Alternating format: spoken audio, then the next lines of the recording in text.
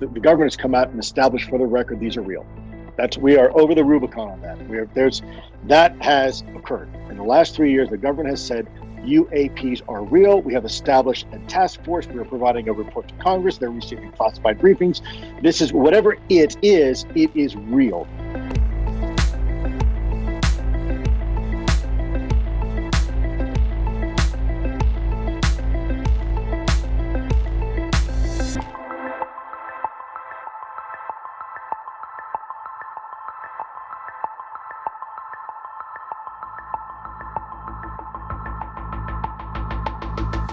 Is it safe to say that because of ATIP and because of all those involved, that they have a general good idea of the physics behind these things and how they work? I think it's safe to say that the leading theory is that all these observables, until we were trying to find the different exotic technologies that could explain that. It may very well be tied to the manifestation of a single technology. And if you have that technology and understanding of physics, all these observables are possible. I guess if there was any silver lining to this incredible enigma, is that we're beginning to realize that the physics, although advanced, aren't really breaking the laws of physics at all. They comport quite nicely to some of the models we see in quantum physics, and that ultimately, at the end of the day, these things, this phenomena, is still obligated to the laws of physics as we know them. They're not breaking the laws of physics. There just seems to be an understanding of quantum physics in a way that we haven't yet successfully been able to apply. Specifically as it relates potentially to Einstein's space and time. We now recognize that there are ways. Look, Mother Earth does it herself. Massive objects will warp space-time. We're all used to Newtonian physics. At the end of the Renaissance, Sir Isaac Newton proposes the physics that we're all very comfortable with: gravity, apple falling from a tree, force equals mass times acceleration, et cetera, et cetera. And then, of course, last century along comes this guy with crazy hair named Einstein, who proposes that there's actually a different model for the universe. And in fact, that Newtonian physics is true. There's an overlaying physics called relativity, where space-time is actually connected. They're not separate. And that space-time is flexible. You can compress it and you can stretch it.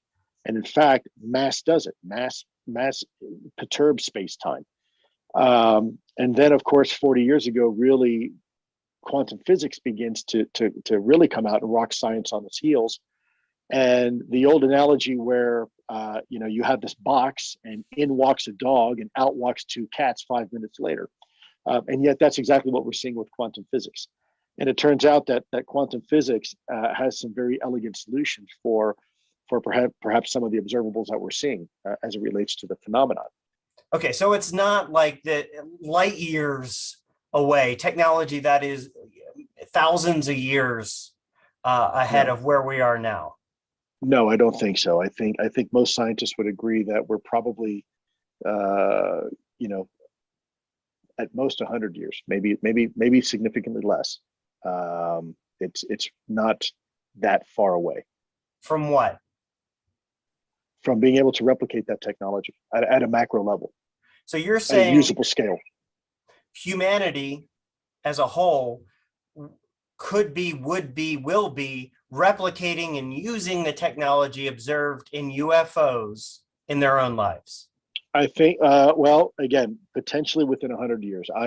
There's people out there that will comb through every word I say and say, aha, see, he said this. So, I'd rather be a little conservative on the assessment, but given the current arc of our development and what we're doing and what we're learning and the advancements at the CERN Large Hadron Collider and whatnot, I think we're probably, within certainly a few generations. Are you allowed to speak about, I spoke to Dr. Eric Davis, and one of the things he talks about is the warp bubble. And that's right. Okay, so, these things don't break the sound barrier essentially because they're not compressing air. At least what he says is that there is a warp bubble. Is that something you're familiar with? I am.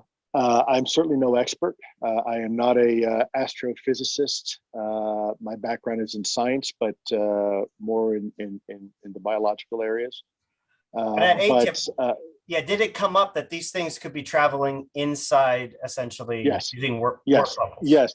Let me just, in the vernacular, warp bubble, but there is a delta within the localized space-time construct compared to the external environment, in which a lot of the observations we see as seemingly extraordinary really aren't. They're rooted in some of the relativity principles that Einstein proposed, and that if you were inside this bubble traveling, what appears to us this incredible capability to maneuver at hypersonic speeds and instantaneous acceleration, and yes, even low observability.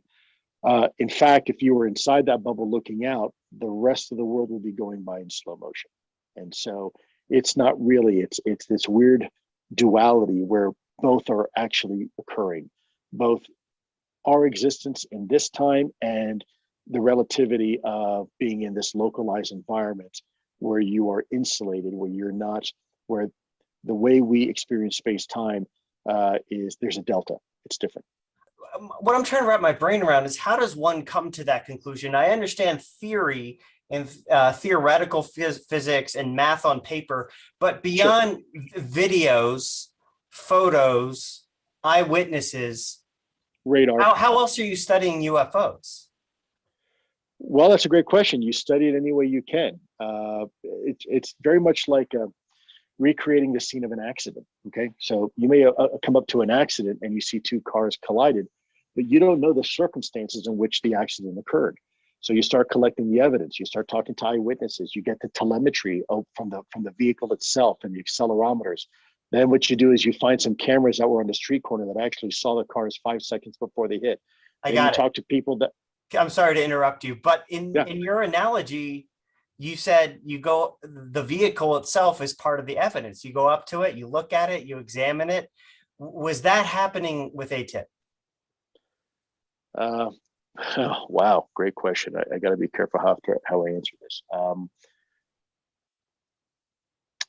That was certainly would be preferred. The intent of ATIP was to try to collect as much and any information and evidence that was possible, period. Whether it was electro-optical or electromagnetic or whatever. And certainly material science is certainly a gold standard. If you can get a piece of material and you can look at it, not just its physical properties, but its molecular chemical properties and ultimately its atomic properties, you can ascertain whether or not something has been engineered or manufactured, or if it's part of the natural environment. The task force report that is coming up, what are your suggestions for that to be a success? Meaning, not to me, but what are your general suggestions as someone who was on the inside for that to be a successful release? So first of all, Stephen, it takes in some cases longer to remodel a kitchen than to provide a 180-day report. The last time we had an intelligence failure of this country, a major one, which was 9/11, it took us almost 3 years to come up with the 9/11 Commission report. Okay, it takes a long time. Let's just go down the rabbit hole here for a second. Let's just assume this is some sort of adversarial or foreign technology that several decades now has managed to leapfrog us and evade all 18 members of the intelligence community, despite our best human intelligence, signals intelligence, imagery intelligence, yada, yada, yada, yada, right? That would be an intelligence failure that would eclipse just about anything else this country has ever faced, especially if this has occurred for decades, that there's a foreign adversary that can put a nuclear warhead within moments over Washington, D.C. Okay, that's a problem, and also interfere with our nuclear capabilities. So I don't think in June we're going to have a comprehensive threat report. I don't think realistic. I think what's realistic is that we have an interim report that satisfies the intent of Congress and says, look, here are the knowns. here are all the unknowns, and here's our plan to address those unknowns and come back to you with a comprehensive report, maybe in a year, maybe every year, right? And maybe rather than being this a task force construct, which most people don't know this, but a task force by government definition is a temporary activity. Maybe this needs to be an enduring capability. Maybe we need to have a whole of government approach. Maybe besides just DOD and the intelligence community, maybe we need Department of Energy. Maybe we need FAA and NOAA and Department of Homeland Security, Department of Energy. Get everybody. Get the best and brightest in science and academia to come under the tent.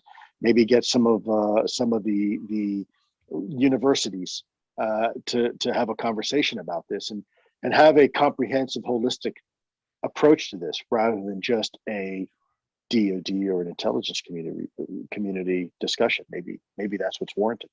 What should the UAPTF? What should they tell the public right away? You know what they have. I know the truth. But what what they have? You saw the research, the investigations out of those piles and piles and piles of stuff. What should be one of the first things the public knows? Well, they already do. The government has come out and established for the record these are real. We are over the Rubicon on that. That has occurred in the last 3 years. The government has said UAPs are real. We have established a task force. We are providing a report to Congress. They're receiving classified briefings. This is whatever it is real. So I think that the task force has already succeeded in doing that.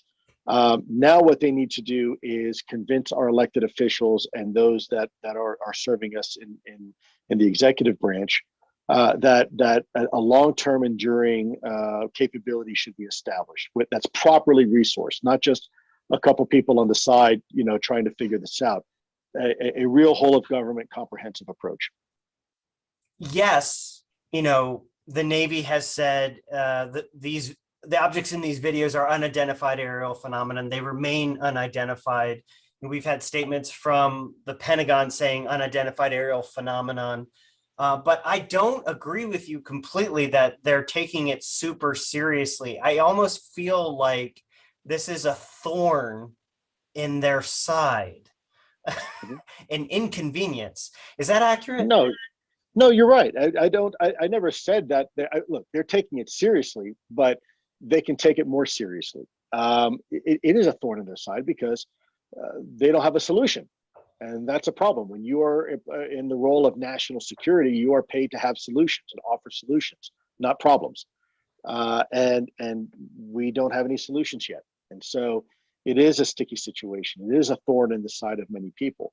I had to pay personally the consequences of that. I had some people in the government that did not like me coming out and having this conversation, and they went after me, and they are continuing to try to cause problems for me.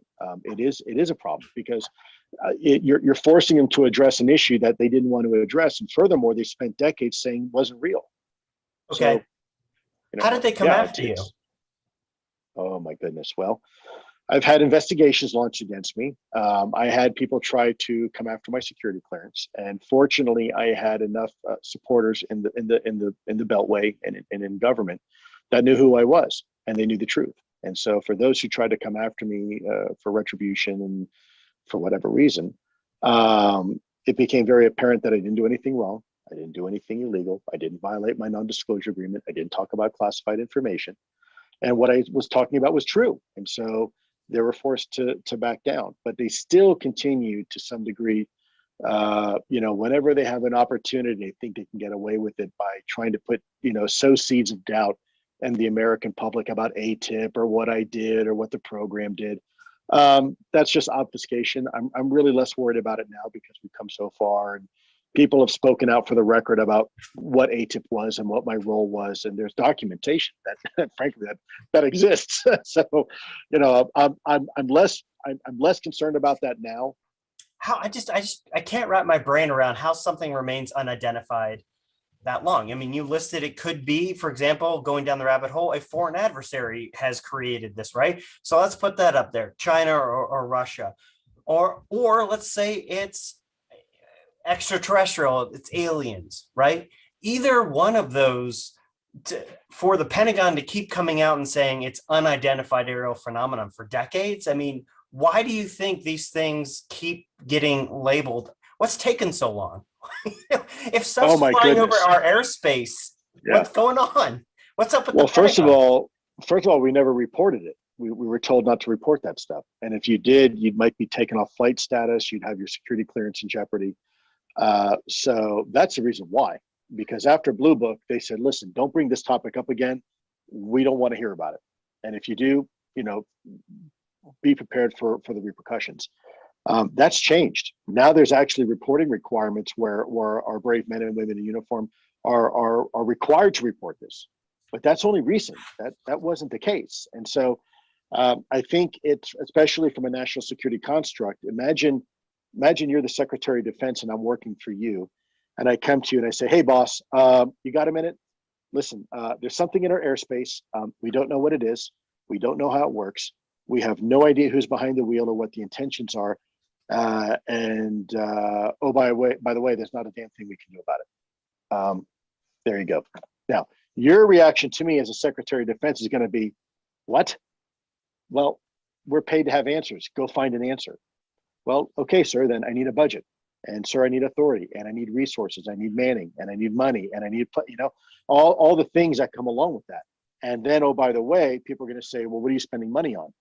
Well, I'm spending it on UFOs. You're what? Whoa, what? You're spending my taxpayer money chasing UFOs? Yep, that's exactly what we're doing. Yeah. So you can see how that gets into a difficult conversation and why it's important that we remove the taboo and the stigma that's been associated with this, and have the discussion. I read a really interesting post not too long ago on Twitter where someone says, the only ones who say they know are fools and charlatans, right? And this topic has historically been chock full of some people that have been taking advantage of people for a long time. And that's part of the problem. They all think they have the answer. They all think they know. Oh, we know it's from the Pleiades or Alpha Proxima, or they're good, or I can come here, I can summon them for you while I pay someone to drop flares out of an airplane. There's all sorts of characters out there that have made a cottage industry on this, and it's damaged the credibility of the topic. That's why no one in the media for years wanted to even touch this topic, because it's frankly was considered fringe for so long. You were not into you were an intelligence officer, knew nothing about UFOs. You were given this assignment and worked at the Pentagon. Tell me about your emotions. A military guy who's been around the world working in intelligence. Tell me your emotions when you started to see real evidence of the reality of UAP. How did you feel? I probably should. I won't curse here. It was a holy smoke moment, and not holy smoke because, oh my gosh, it's real. It's, well, crap. Now we have to do something about it. Now that we know it's real, how are we going to have this conversation with people that we've been telling for decades it's not real, nothing to see here? How do you take a train, a locomotive, or an aircraft carrier that's got so much weight and inertia behind it, and now make it to 180 degrees and say, oh, just kidding. Actually, they're real. There's something to see here. That for me was kind of, and selfishly, of course, because it's kind of that moment you're like, oh my God, how in the hell are we going to do that? How do I go to my boss and tell my boss, look, boss, it's real, Okay. So you said holy shit or holy smoke. So your emotional reaction was one of like surprise and fear. Would that be accurate? Concern, because now we are behind the power curve. We know that foreign adversaries and other countries are equally interested in this topic. And so now my question goes to, oh man, how far behind are we? Right. And so there comes the real problems from a national security perspective. I mean, yes, the idea itself is it's a big topic and a lot to think about, but my focus was always national security. I'll let the philosophers, talk about what this means to humanity. My focus focus was, what does this mean to national defense? And what Was does this mean to? is UAP a threat? Well, depends how you define it. If I, as I told you before, if I stick my head behind the jet engine of a 747 as it's powering up, is that a threat? Well, it's not intending to be a threat to me, but yeah, it's a threat to my health, to my biology. If you have these UAPs that are coming in and around civilian aircraft, where now it's a flight safety issue, yeah, that's a threat. Now, it may not be an existential threat, but it's still a threat. I mean, if my family was on that plane and got buzzed by a UAP, I'd be pretty pissed, And oh, by the way, nobody wants to report it. Well, that's not your call. You should report it because it's their safety issue. Now, let's put that into the context of what I've always talked about. And I know people, keep telling me, well, you need to have a new analogy, Lou, but it's the one that works. Is this a national security threat? The bottom line is we don't know. And it goes back to the whole, analogy I use about muddy boot prints. At night, you go, and before you go to bed, you lock your front door, you lock your windows, you turn on your alarm. Even though we all live in safe places, no one expects anything bad to happen. But let's say one morning you wake up and come down to have a nice cup of coffee or tea, and there's muddy boot prints now in your living room carpet that weren't there the night before. Now, no one's been hurt, nothing's out of place, nothing's been taken. But despite you locking the doors and the windows and turning on the alarm, there are muddy boot prints now in your living room that weren't there the night before. The question to you is that a threat? Well, my answer is it could be if it wanted to be, so we should probably figure it out. And so that's probably the way I would answer that question. When human beings first saw fire, horses were first witness to new technology in some pockets of the world historically, there was this like fear of, oh my God, where did this come from? Is this from heaven? Did the gods send this? There was fear and confusion.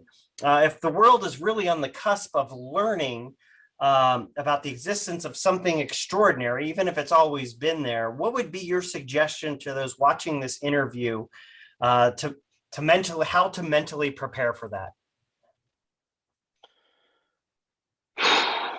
Wow. Well, first of all, I'm not sure we will ever be prepared. But that doesn't mean we should know the truth. We should.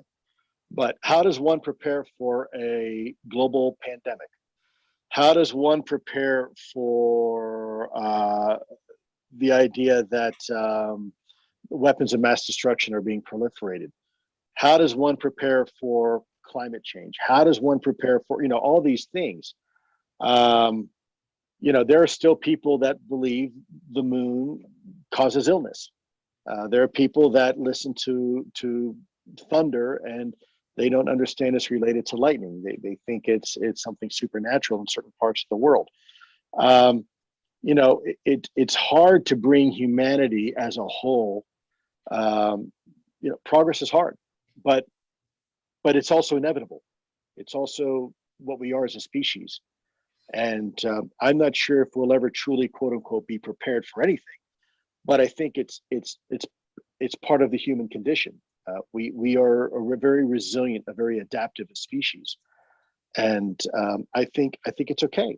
I think that is, at the end of the day, that's what nature is. A lot of the rules and confines that we establish as a species are artificial. They're not even real. They're fake, and we do that to help us live.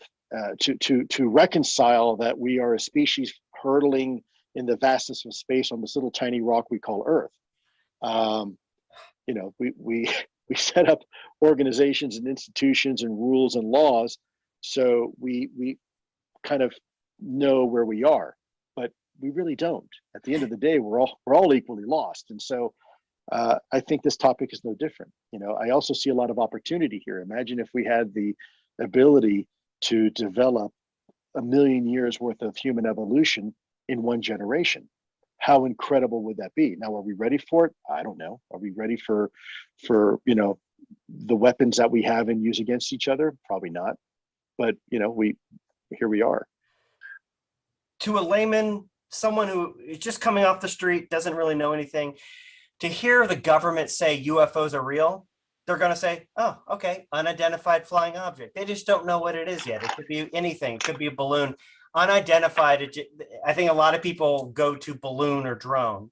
Can you push them further real quick beyond that? Actually, I think it's okay for them to think that because it gets them having the conversation.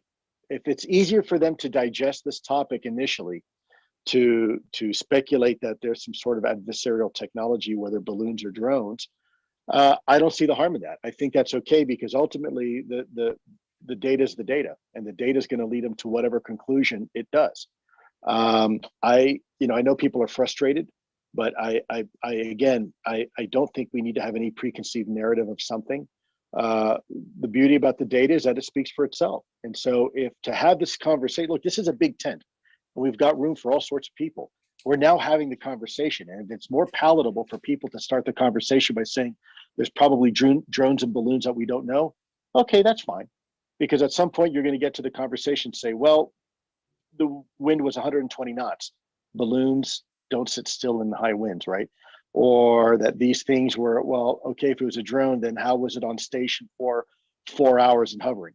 Because propeller drones can't do that. Fixed wing drones can do that, but they have to be moving. They can't just stay in one place. So all that's fine and dandy. I'm not sure I'm not necessarily opposed to that part of the conversation because again, it gets people to have the conversation and recognize it's true. At the end of the day,